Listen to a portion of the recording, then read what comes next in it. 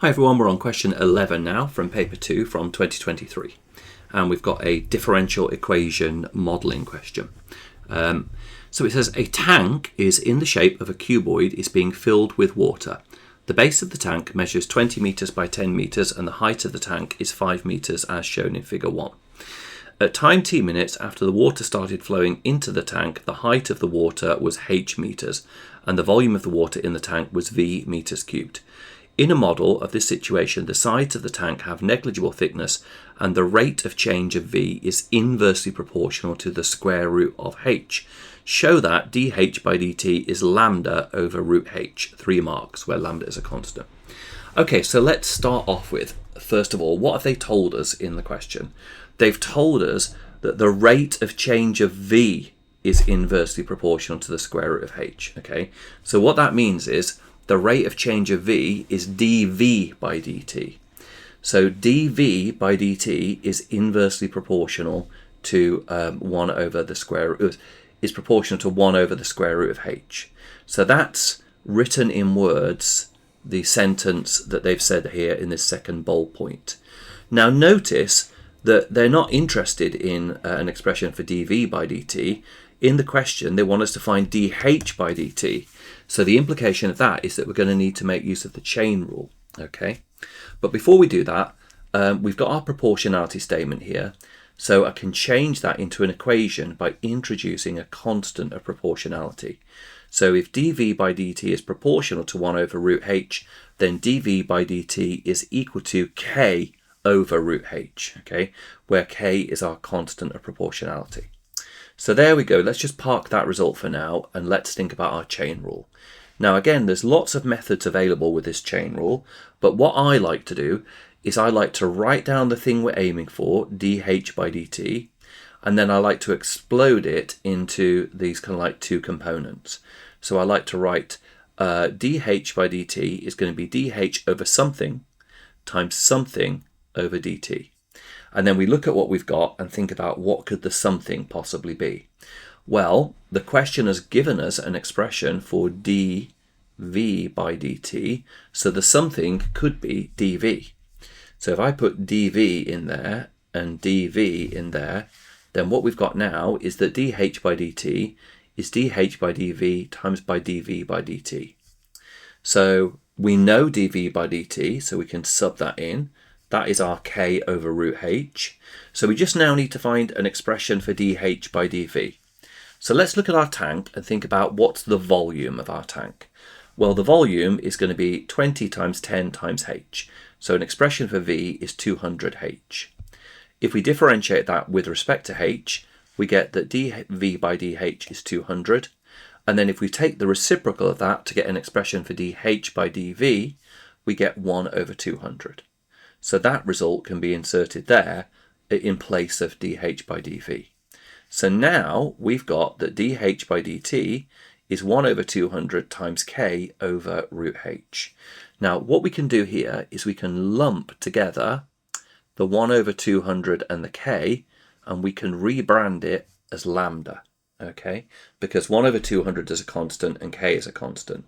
So therefore our dh by dt is now equal to lambda over root h as required. So that's our part A done. Quite a nice kind of differential equation question there for that first part, involving an application of the chain rule. Right, what's next? Presumably going to be solving it. It says, given that initially the height of the water in the tank was 1.44 meters, and that exactly 8 minutes after the water started flowing into the tank, the height of the water was 3.24 meters.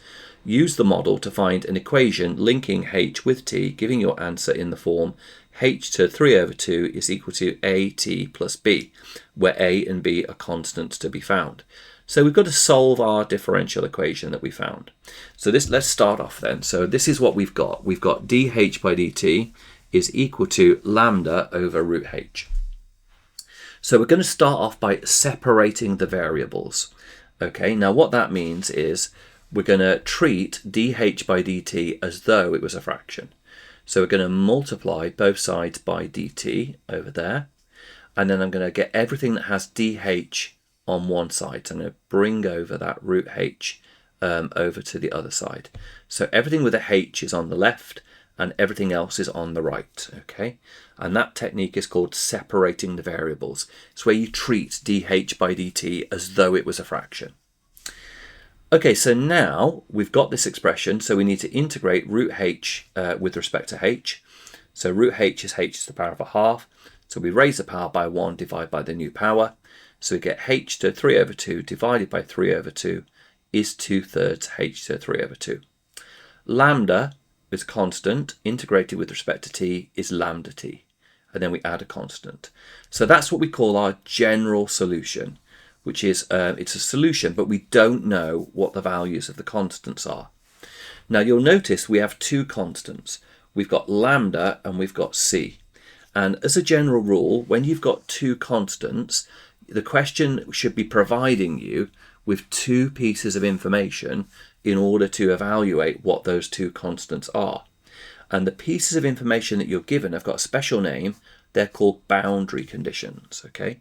So, and let's see, have they given us two boundary conditions? Yes, because they say initially, which means at time t equals 0, and then they've told us some more information for 8 minutes later.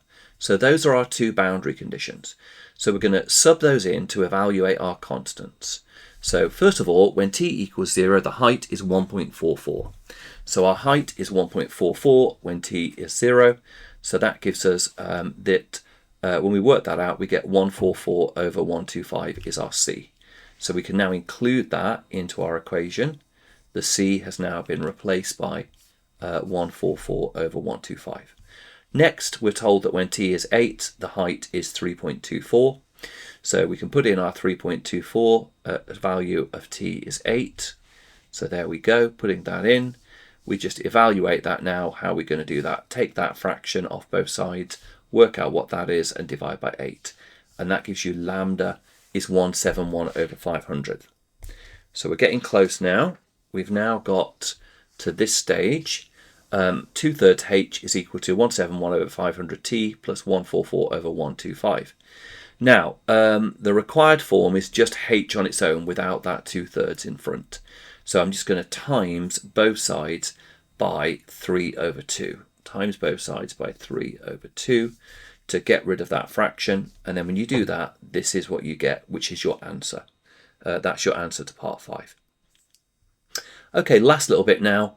It says, hence find the time taken from when the water started flowing into the tank for the tank to be completely full. Okay, so the height of the tank, the question we can see is 5 meters. So we just need to set h equal to 5 now and solve for t. So h is now 5. We're trying to find out what t is. So all I've done is take away that fraction, divide by that fraction, and that's it. And we work that out. That turns out to be 18.4 minutes. I hope you found that helpful, and I'll see you in the next video.